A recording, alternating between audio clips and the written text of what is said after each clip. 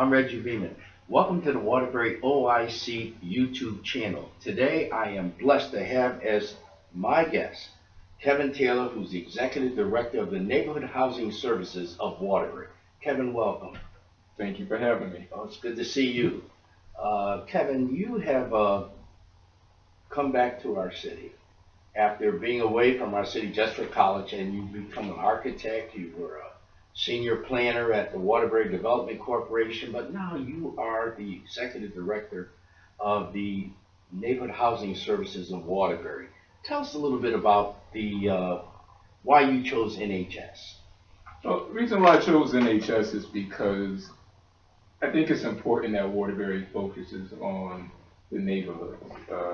Downtown, as we all, well, Waterbury as a whole, as we all know, has been through a lot of changes since the factories, or the industry has left, and the neighborhoods are deteriorating, or at least the north end and the south end are. So, being at NHS, it allows me to focus on what I feel is, well, what I know is my passion, which is revitalizing neighborhoods and providing communities to the residents and individuals who live in these particular neighborhoods. So that's the reason why I chose to come to NHS of Waterbury. You're an architect by trade, and you designed this beautiful center, the Joseph Janes Center here at Waterbury OIC.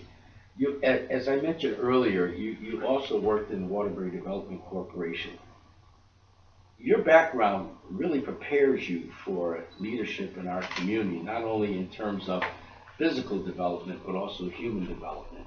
Your approach has been outstanding with the Waterbury Neighborhood Housing Services. Tell me a little bit about some of the services that you offer at NHS. Yeah, so we have several lines of businesses. One of our lines of business is real estate development, as we just kind of talked about to some extent. We also have our community building engagement, which is what we like to put in concert with our real estate development. That's pretty much investing in the residents of the neighborhood, providing activities for them to have fun and get out and engage with one another, and also to build leaders in the community so that they can be advocates for their causes or for their neighborhood. And then we have our counseling and education line of business, which is geared towards first-time home buyer. We have if you're facing a foreclosure, we can assist you with preventing that from taking place. 62 and older, we do reverse mortgages, or we don't do them, but we bring you through the process of that. Financial literacy education, and as well as landlord education. You have, as I said, you designed this building. You have NHS as, in some ways, a facilitator for change in our community. I'm very impressed by your CB&E committee, that Community Building and Engagement Committee, going out having a movie night in the middle of our community at the Reed School. What does that really do in terms of development? Well, I think it is, when we talk about revitalizing a neighborhood or bringing back a neighborhood, you just can't do it through real estate development. I mean, typically when you see it done through real estate development, they're trying to gentrify the area. Mm-hmm. In this case, we're trying to just make the neighborhood a better place for those who currently want to live here, who currently live here, or two, those who will want to move here. So what the CB&E program does, once again, it first and foremost, which I think is the low-hanging fruit, just get people out to enjoy where they live, to have a better feeling, a better vibe about the neighborhood that they reside in. Two, it gets people out and they start to engage with one another. We sort of live in a society now where neighbors don't know neighbors. Mm-hmm. Some people who live in a three-family home don't even know the person who lives above them or below them.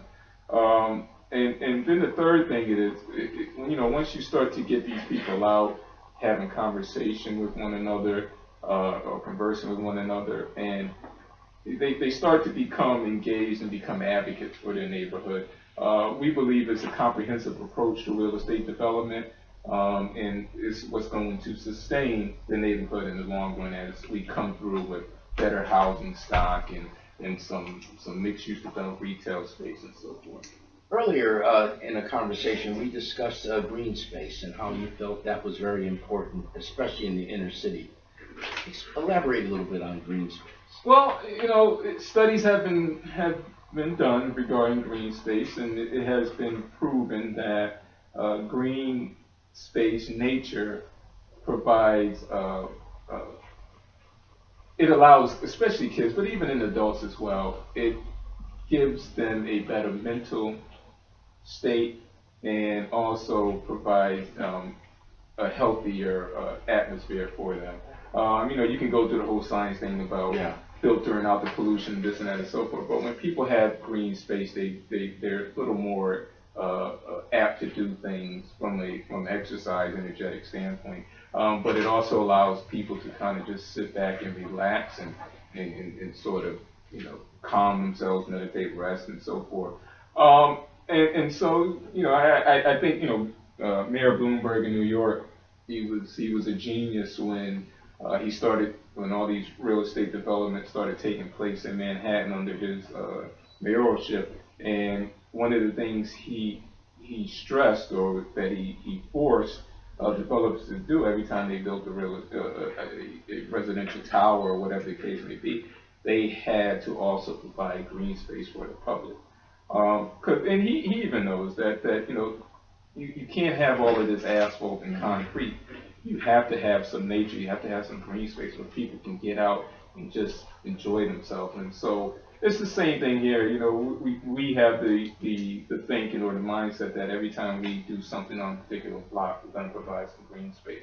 We're going to get rid of the driveways in the backyard and provide some grass for the kids to run around and play with, so the mother doesn't necessarily worry about where her younger kids are. She can just look out, the mom or dad can just look out their window and see their kids playing in the back. Well, we had talked about this as well earlier, because we do have conversations about the Martin Luther King Park and what that will do. That's taking an urban park and really making it functional for the community. But on top of that, you have some exciting projects coming up as well in proximity to the Martin Luther King Park that we'd like to hear a little bit about. Yes, we do. So we have what we call the Adams Street Redevelopment Project. It's a small block that is located between Bishop Street and Cook Street and perpendicular to Grove Street and Hawkins Street. 7 parcels. We control all of them in some degree or level, and we're looking to start construction. Originally we were thinking about starting construction late summer, but I think we're going to move that up to early spring or mid-spring. So what Adams Street Redevelopment Project consists of is going to be 6 of the homes, or 6 of the lots will be developed with owner-occupied homes. There will be, so each, let me rephrase that. Each lot will have a 2-unit home on it. One of the units will be the owner's unit, and then there will be a rental component to it. 2, what's important about this project, or which I would like to stress, is that it's going to feature a solar roof and as well as geothermal. And the importance of that is every individual, especially during the winter months, spend a lot of money on electricity. That's heating their home. In the summertime, they spend a lot to cool their home. With these certain energy technologies put in place, what this will do is an individual who typically, I'm just throwing a number out there, but say someone pays $300 a month during the winter time to heat their home. That's all? That bill, and it's a small home. It's a small home. Small. So, yeah, say it's just a small home. That will now, in the worst case, will be $40 a month. Best case scenario would be $0. They might even get some money back from the energy company because they're kicking that energy back into the grid. And then also we're going to provide a green space that's going to be we're in partnership on this green space with the church, Refuge Church of Christ, which is right there on Hawkins Street and adjacent to Adams Street. So and we're going to green it up. We're going to we're going to have trees lined in the street. You know, it's going to be a beautiful thing. We're just trying to soften up. Just because you live in an urban area doesn't mean that it has to be hard. I concur with that. In some ways, you're our hope master in our community right now, and we appreciate you, your vision, but also we know it's going to work. And I understand that you're really not doing this on your own. You're also inviting community groups and others to come in and participate. And coming up on Tuesday, June 30th, you have a meeting at Waterbury OIC. Would you like to tell our viewers about that event? Yeah, so you know, first and foremost, I don't live in the neighborhood, so I don't want to be the one, or NHSW doesn't want to be the one to come here and tell you how we feel you should live. I think it's important that you get community input, buy-in as to what you're doing. I think that would definitely frame the revitalization of the neighborhood. So yes, this coming Tuesday on June 30th, we'll be here at WOIC. We'll have a meeting which will unveil our plans or our design for Adams Street. We would like the community to come out, stakeholders to come out, and you know, first and foremost, see what we've been working on, but two, to provide some input as to, or some comments and feedback as to what you see. I think it's very important for us to get that feedback, because at the end of the day, it will make this project in your neighborhood a better place. So definitely please come on out. The meeting starts at 6 o'clock. You know, it could, you know, we have the space reserved from 6 to 8, but it doesn't mean that we have to be here to 8 o'clock. But, you know, we just like to have enough time so everyone can see what we're trying to do, so we have time to explain it, but also to give a lot of people time for feedback. We really appreciate it, and hopefully, no, we know this is going to happen. We're very, very proud that you're here in the community, that you're spearheading this, and WIC, we wish you well.